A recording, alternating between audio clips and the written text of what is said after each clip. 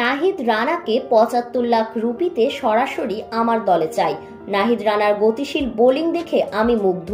রানাকে ৭৫ লাখ রুপিতে দলে ভিড়াতে হঠাৎ লাইভে এসে ক্রীড়া উপদেষ্টা আসিফ মাহমুদের সঙ্গে একই বললেন পাঞ্জাব কিংসের মালিক প্রীতি জিন্তা। বিস্তারিত জানুন পুরো ভিডিওতে। আফগানিস্তানের বিপক্ষে অভিষেক ম্যাচেই নজর কাড়েন নাহিদ রানা। 10 ওভারে 40 রান দিয়ে 2 উইকেট নিয়ে তিনি আলোচনায় আসেন। তার গতি ছিল বেশ ঈর্ষণীয়।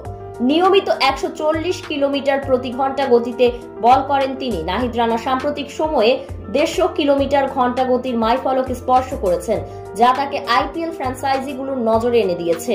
আইপিএলে গতির বোলাররা সবসময় চাহিদা সম্পন্ন। দলগুলো দ্রুত গতির পেসারদের নেওয়ার জন্য আগ্রহী থাকে এবং তাদের জন্য অর্থ খরচ করতে পিছুপা হয় না। নাহিদ রানার মতো পেসার যিনি নিয়মিত 150 কিলোমিটার পার ঘন্টা গতিতে বল করতে পারেন, তাকে আইপিএলে একটি সারপ্রাইজ ফ্যাক্টর হতে পারে।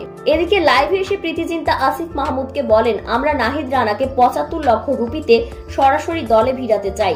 জবাবে আসিফ মাহমুদ বলেন, এটা তো আমার ব্যাপার না, আপনারা ক্রিকেট বোর্ডের সাথে কথা বলতে পারেন, তারা যেভাবে এনওসি দিবে সেভাবে দলে নিতে পারবেন।